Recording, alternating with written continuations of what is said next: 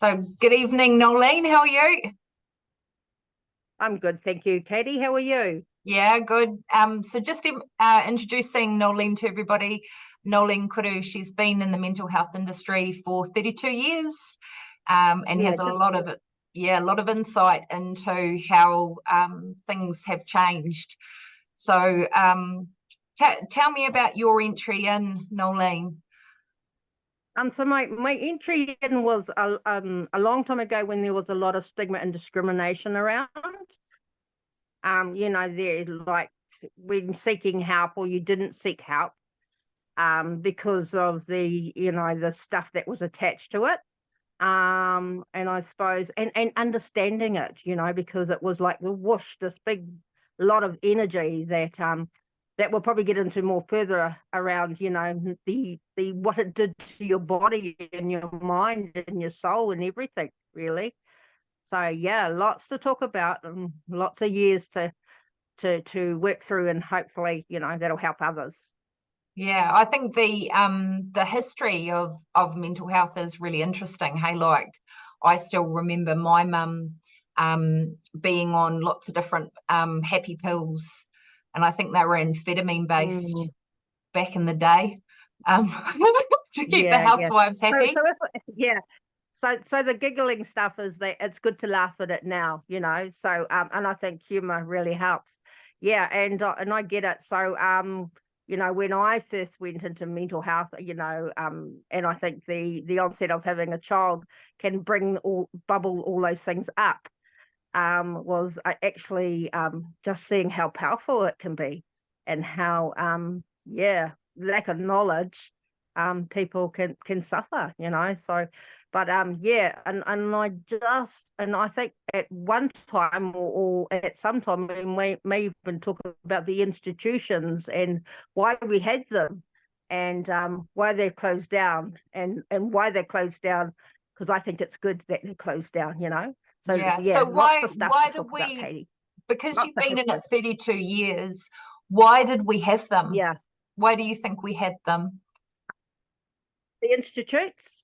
Mm, The institutes, Katie. Well, we, yeah. we had them because we didn't know how to. We didn't know how to work with people that had, in the old days they called it breakdowns, or for people who were talking to themselves, or for people with different diagnosis. We didn't know how to manage them. And talking about myself, and I'm not doing a them and us, because I know that language can, but Mm, this is for all of us. So it was just many people that I met in some of my journeys. It was just the best thing to do, because the doctors and even the psychotherapist, or the psychologist, they just didn't know how to get people well, and they didn't know how to do that well. And mm, I think today we have a lot more going for us. We have a lot more, um, a lot more tools than just counseling and therapy.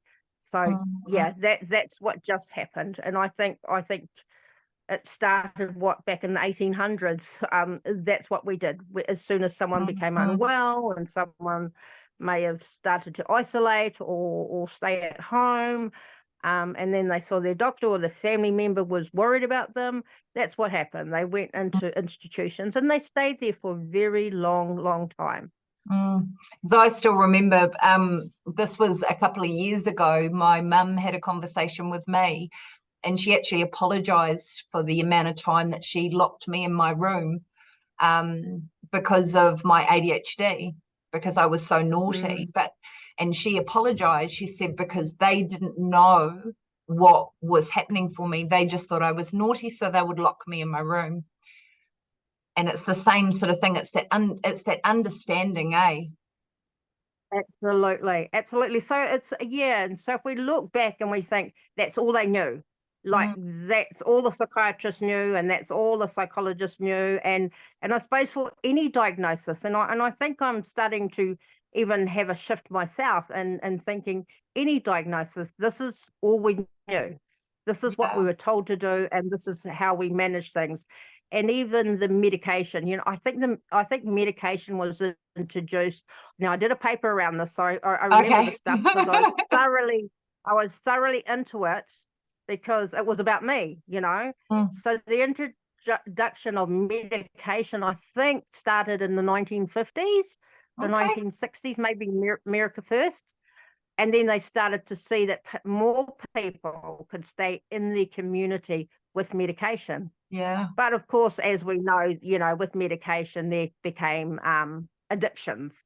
So lots of that. Yeah, I mean, I love the journey. I love the history of studying it as well, just to understand why it took shape in the way it did, you know. But And I think everybody even, was. No, that's okay. Carry on. yeah, even now, like what I've seen through my own journey in and out of the doctors, and then seen with my clients with brain health, Yeah. is that the medication is just one pathway. So if you're depressed and it's not working, then they give you more. Yes. You know, or they'll start stacking drugs on top of each other. And I think we're at that point now, like for you working as a health coach, where they're just starting to look at the other things that actually make us feel well. Absolutely. So for a long time there, and there's still a little bit of practice around that, it was just like, we just deal with the mental health side. So the psychiatrist will just deal with the mental health side. You know, that's what we're going to do. We're going to medicate you. We're going to help you sleep. We're going to help you relax. And then we may get you a support worker or someone to walk with you, but we don't look at the whole picture. Yeah. How do we look after ourselves? How do we look after our whole well-being? You know, there is the 4 cornerstones of well-being, te whare tapa whā in Māori. And if we really look at all of those cornerstones, then we'll start to see our wellness, you know. So what are the cornerstones for those listening who don't know? So the cornerstones are your physical, your family, your spiritual, and what's the other? It'll come. Mental, but there's the mental, your family, mental. Oh, that's the biggest one. The biggest one.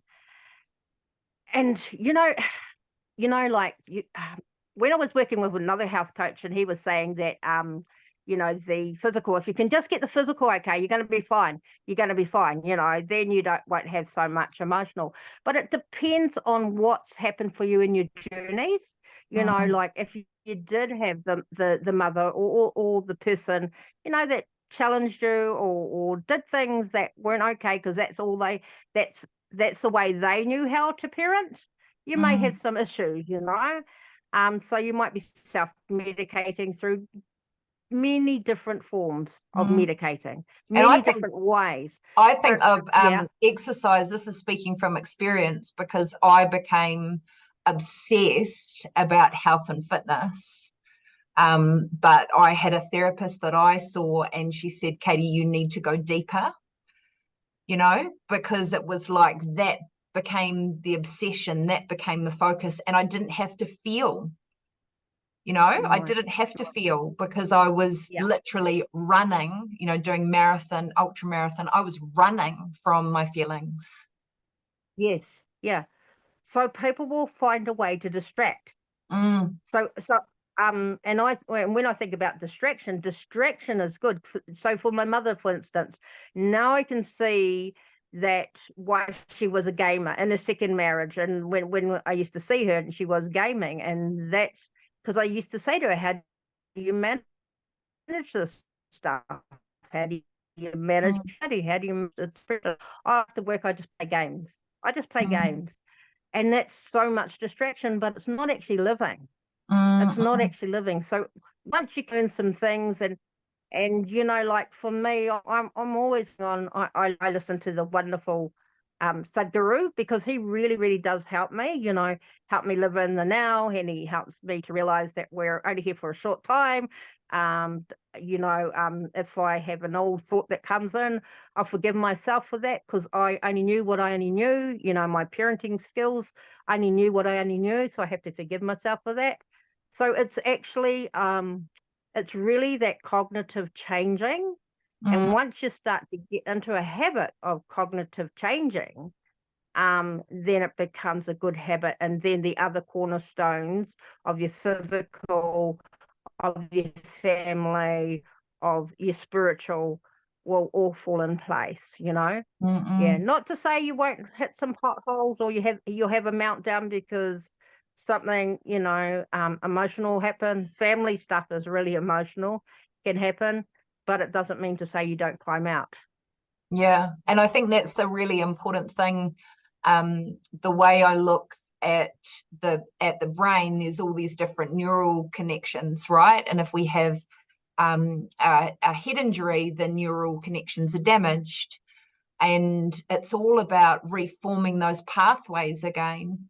But using, like you talk of, using the four pillars of the physical, the mental, the emotional. Oh no, what was the other one? Physical, mental, spiritual, and relationships to build something that's really stable. Yeah. Yeah.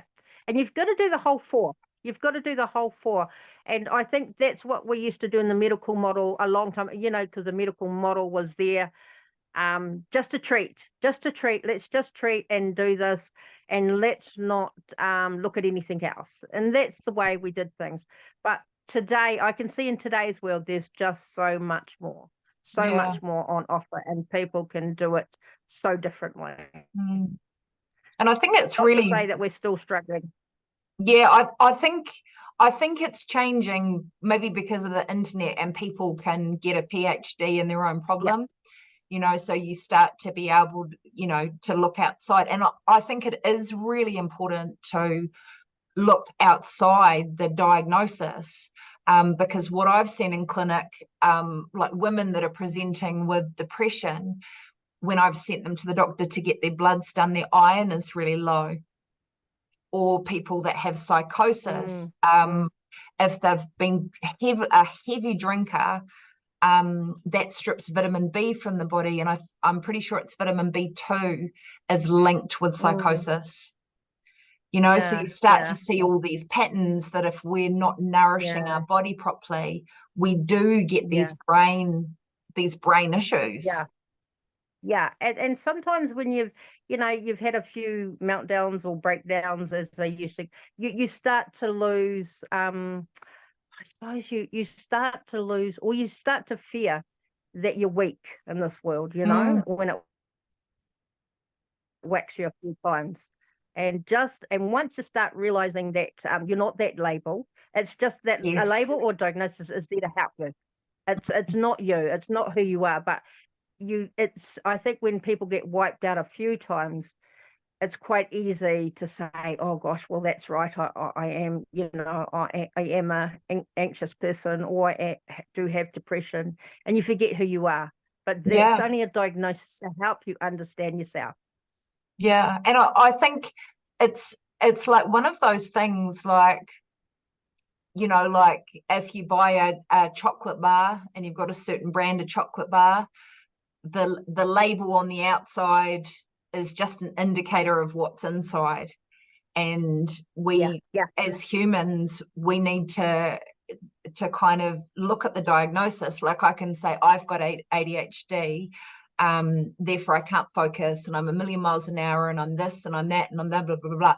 But what that does is it builds a pathway in the brain for us to behave that way, you know, and never question it. Yes. Yeah, and I like that saying, self-fulfilling prophecy, you know? Yeah. It's quite easy. It's quite easy to become that. I think it's really good to have a diagnosis or a label around anything that anyone faces, just as long as you remember that you've still got to live in the world, and you don't become too much of that label. Yeah. And knowing the tools for that label as well. So looking at if I'm diagnosed with, and this is what I wish I knew in my 20s, that you have when I was diagnosed with depression, you've got depression, but if you eat this way, if you exercise, if you have a faith, if you you know, like honoring those four pillars, I don't think my holes would have been as deep. because you feel empowered, Absolutely. right? You feel empowered Yeah. that you can actually do something about it rather than, you know, the Yeah. label being stuck on your forehead. Yeah, absolutely. And I think it's got to be sold the right way. I mean, in my early days, when I was diagnosed, it was like I was sent to nurse all the way from Taupo here, and she was lovely, but it was all focused on, you have your medication, you make sure you do this, you don't do anything too stressful, go for a walk. But there was no reasons. There was no reasons, or and that's why I ate really bad, and that's how I put on so much weight, because I lost so much weight. And they said, eat anything, just eat anything, because you're so thin. I remember walking down the street, and this wonderful person that knew our family said, "Oh my gosh, Noeline, you've lost so much weight." And I just cried, because I was skin and bone Yeah. from the not eating. And then when I was told, well, eat anything just to put on weight.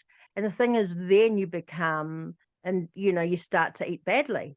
So that's Mm, how you were directed back in the day, and mm, this is why, and I still think we have a little bit of that, and where people get confused and muddled, and then they fall through the cracks, or they fail mm, because you have these suggestions, and mm. you need the right suggestions, really.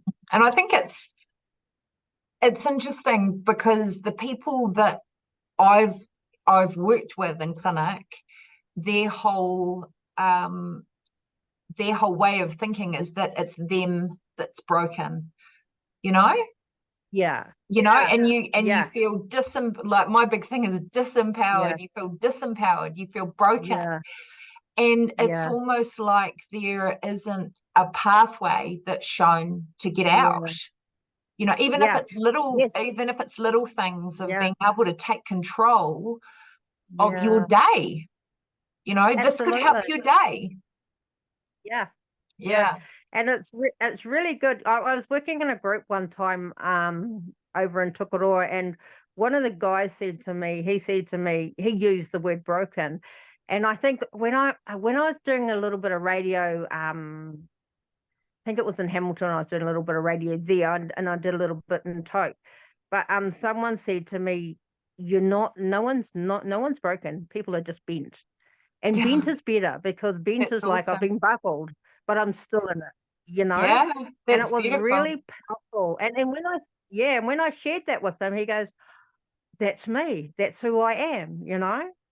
So yeah, I've met some amazing people. I think I've helped some amazing people, and amazing people have helped me. But I've also had people who only knew, and these are professionals, what they knew, and Yeah. all they knew was medication, or just take your meds or go for a walk. And then if you lose too much weight, just eat everything you can see. Yeah. you know Yeah. and then when you say things like that, you start another issue. You start another issue, and then when you go somewhere, and then your family member goes, "Oh, you've put on weight, I never thought you." So it becomes really, you can see how messy it can get. You can Yeah. you can really see how messy recovery is. Mm-mm. Yeah. And it was interesting chatting to we've got a mutual friend from Bangladesh, and he said to me, and I kind of want to Oh, drop this in here as a little bit of yeah, a catalyst conversation, if that's all right. But he said in yeah, Bangladesh no, that's fine. there's no mental health. And I said to him, what do you Mm, mean? And he said, there is such a drive to eat mm, that they've got a purpose, right? They've got this purpose. And I was talking to my mm, dad about this because when I was 23 and I had a real low, and I overdosed, and I was living at home with mum and dad, and I was sleeping all day in bed. I can still remember one day my dad came in and he ripped open the curtains and he said, "Come on, get up, have a shower. We've got some power poles to paint." And he dragged me in his painter's van. And for 3 weeks, all I did beside him, we didn't talk, we painted power mm, poles. But it got me out of bed because I had I had Right. one, I had a purpose, and two, I had an accountability partner.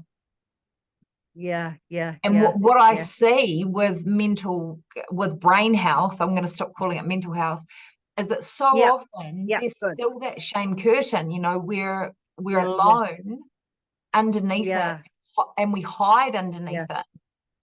yeah, yeah, absolutely, absolutely. And it's very it's if you don't have the right support people, and not saying, because I know back in my time I had a really good dad too, and I could ring him like 1 o'clock in the morning. This is when it was new to me, and I'd say, Dad, I can't sleep. I just can't sleep. I don't know why. Why can't I sleep? And he would just sit there, and he was farming then, and he would sit there and he'd go, you're gonna be okay. You're gonna be okay. And yeah, he was amazing, but no one knew Mm, why all this energy was doing this. And yeah, it's very powerful, very mm, powerful. And you just need, and I'm glad what I hear today though, and it's making me more hopeful, is people are talking about it now. mm, Or you have colleagues that say, I have a lived experience now, and people are normalizing it a lot more better. That's a lot more helpful, yeah, and yeah. taking that shame away, Mm. What have you seen in your clients that you're working with at the moment, or clients in the past? What have you seen to be the most helpful tools? I think just reassurance that this is quite normal, reassurance that that whatever they're going through, if they have a young family, if they have a family now, that they are not the same person that they were when they didn't have children. That's a really good one to Mm, confirm for people, that you are not the same person, because you have a big change in your life, chemically as well, mm, physically as well, and you're looking after little humans now, and they don't switch off. They're there 24/7. So mm. just reassuring people that they're going to be fine, and this too shall pass. That's a really good affirmation that a I, lot of young mums will hold on, or older mums will hold on to as mm. well. I reckon that's awesome, Noeline, because that's something that I've seen with people who have gone through a brain injury, is that there is this period, and I know because I went through it, you actually go through the grief cycle because you've lost who you were, you Yeah, know, yeah, you lost who you were prior to the head injury. And like you're saying, for mm, mums, you lose your identity, who you were prior, because you have to. And it would yeah, be yeah, for a yeah. lot of It people, forces you. Yeah, yeah, yeah. For yeah, people who lose their and job, for people in COVID, it's yeah, yeah. yeah. Because they're not, like just take mum for example. She's got to get up in the morning, and then she's got to get the kids ready, and then if she's working, she's got to get them off. If she's staying at home with two toddlers under the age of 5, she's racing around changing nappies. If they get unwell, if they've caught something, she's cleaning up lots of things on the floor, and she's not, I've met lots of mums who have said, I used to run, I used to trail, I used to camp, I used to do, I was very structured, I used to do this. But there's no structure really with young ones. So it's, yeah, this too shall pass. And you were a different person. You were Mhm. complete, instead of trying to get back to who you were. Yeah. And I Mm. think there's a real and blessing and in celebrate that. them. There's a blessing Mm. because things might not be the same, but they're different and they can get Yeah. better, I you know. think peer-to-peer stuff helps. Mm, Lived experiences. There's good research around recovery from lived experiences. I know that I said to when I was in a hospital one time, and I said to them, I just don't believe you guys that I'm going to get well. I just don't believe that. I've been here a long time, and I still don't believe. So give me proof. And then they sent me to meet a woman who had 5 kids, and she walked out to sea, and she walked, and then she looked at her watch, and it was 3 o'clock. She thought, kids will be home, I need to get home. And she said to me, "You've got to go home and fight this. You've got to go home and learn about this. You're just hiding. You're just hiding.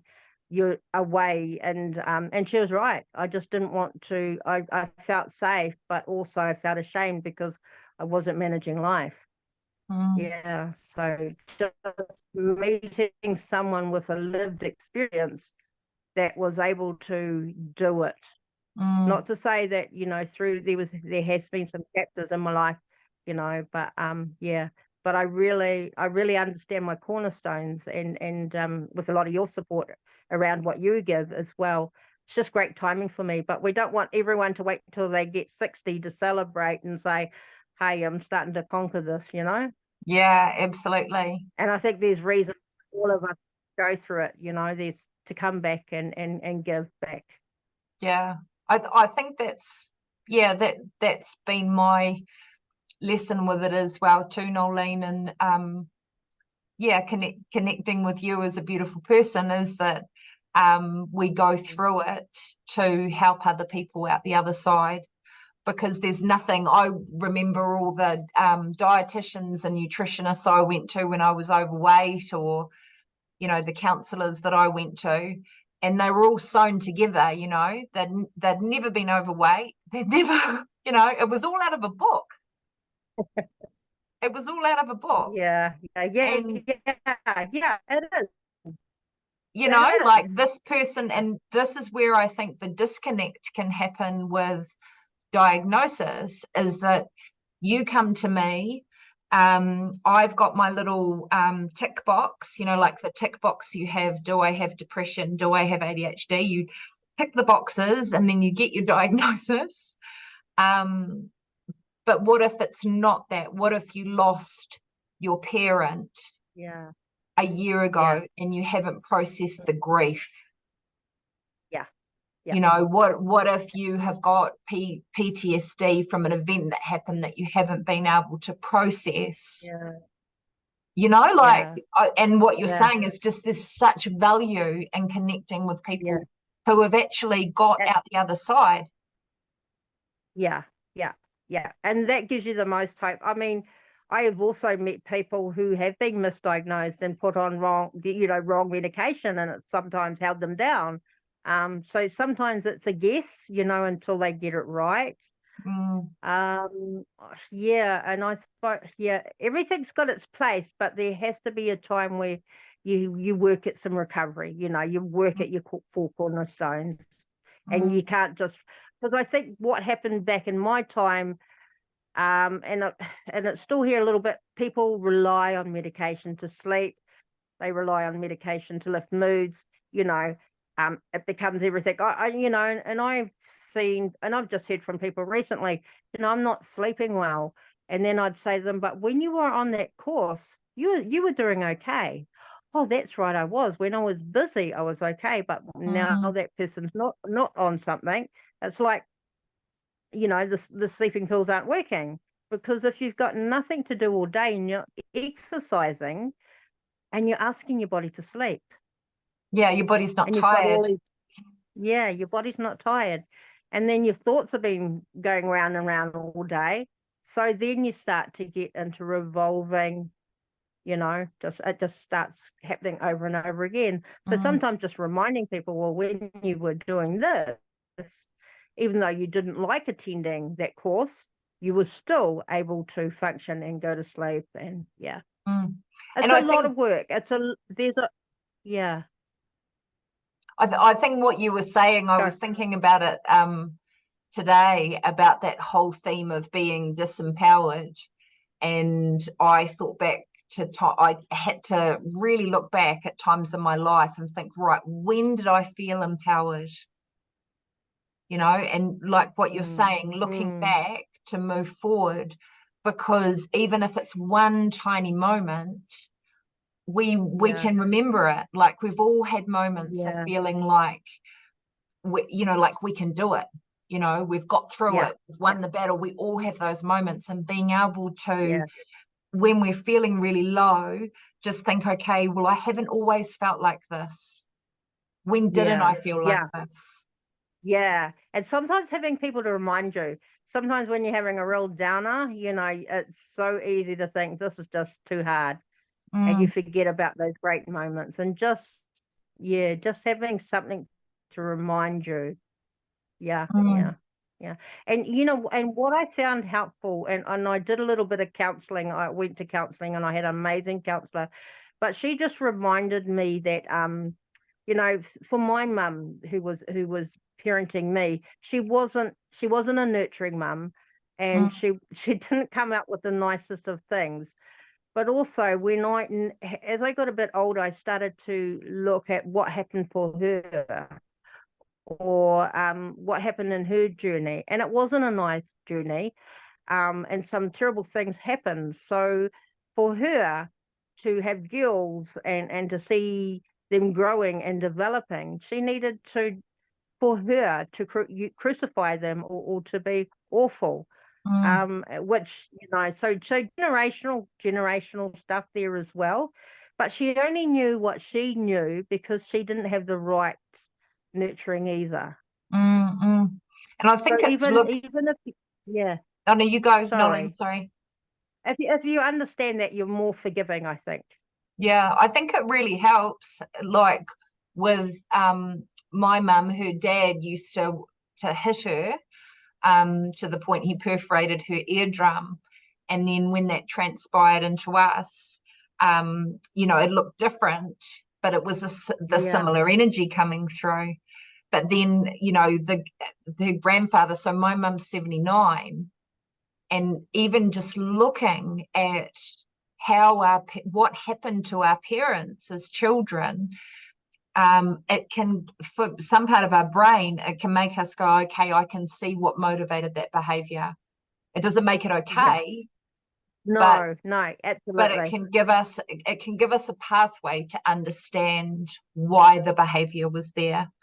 Yeah, yeah. You know, It and then we have releases a it. choice, right? We have a choice Yeah, with and that's what I've yeah. seen with myself and so many clients, is that if they've had an alcoholic parent, they have never touched alcohol.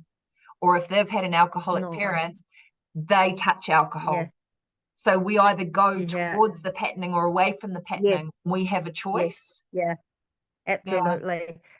It's really cool. And you know, I think in my journey too, I always looked at the Oprah Winfrey's, or I was always looking for people who had been through something and come out on the other side. And I think lots of people are looking for that, you know. You're always looking, how can I do this better? How can I enjoy this, you know? Mm. Yeah. Because I think you And we need need them. in the darkest times, you need whatever your diagnosis is. We all need hope, right? Yeah, we That's do. what we Absolutely. need is hope that Absolutely. things Yeah. can be better.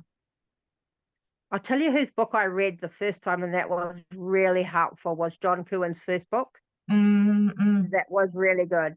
And just understanding his thoughts, his thought patterns. You know, there was one where he spoke about being in New York, I think it was, and he wanted to jump out that double pane window. And it was great. And this is really good to talk about when we can get into this, about thoughts. It's okay to have wacky thoughts. You Mm, just don't interact with them. mm, You know, you're just not going to do it. I had a friend that had a lived experiences of voices. mm, And so he became a voice facilitator. He's Scottish. He come from Scotland. He used to do workshops over here. But so he used to teach people around voices. And if the voices told, he would use the example, if the voices said, go into the middle of the road and you know, let that car run over you, he wouldn't interact with that voice. He mm, learned not to interact with the negative voices. And that's what his teaching is. And mm, so that Cohen's book, that was really helpful to know that it's okay to have wacky thoughts. You don't have to share them with people. It's okay. It's okay. And you don't have to play them out. mm. And I think even what we've spoken about before, so many of the world indigenous cultures, you know, they talk about that life is suffering, you know, and actually being Yeah. able to Yeah. know that and accept it to a certain degree, that there is going to be light and there is going to be dark, and it's actually all okay. Absolutely. It's because Yeah. half of Yeah. it, it's coming back to what you were saying about the identity thing, is that half of the battle can be against what is. Mm. Yes. Yes. Yes. Absolutely. Because and we set ourselves up to fail if we're looking for happiness all the time, Mm, you mm, know. mm, mm, Hey, mm. because that's, we, like we get into the love life, live, da da da da. But actually, I get it. I get that there's going to be somebody that's you're going to be wary of, or you're anxious around, or whatever. It's going to be, you're going to be with them for that period of time. There's also going to be some great things that are going to happen, and some silly things that are going to happen that are going to make you laugh and feel good, but you have to accept both. To live okay, you've got to accept that someone is going to crap on maybe the morning, not the whole Mm. day. And I think that's where we get stuck too, because it's like, oh yeah, someone's just buggered up my morning, and now the Yeah. rest of the day it's not going to be like that. But we Yeah. actually fulfill that prophecy as well, eh? So the Yeah. rest of the day is going to be crap. Yeah, yeah, Well, I think there's a yeah. really cool, I think it's a Buddhist story that talks about two monks walking along a road, and there's a woman crying out for help, and they're not allowed to touch women as part of their faith.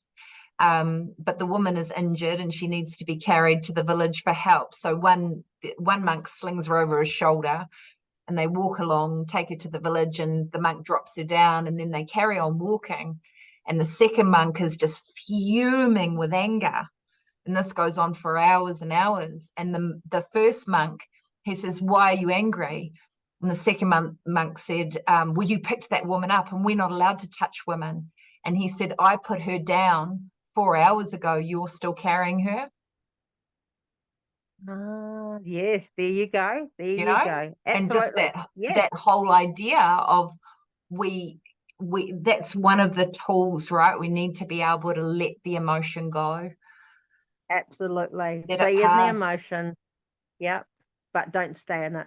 Don't stay in Mhm. it, because whatever's happened that morning, your whole day's not ruined. You choose that. You choose Yeah. that. But you go with, there's your emotional regulation. Okay, I'm going to feel it. I'm going to feel pissed off. I'm going to feel annoyed at this.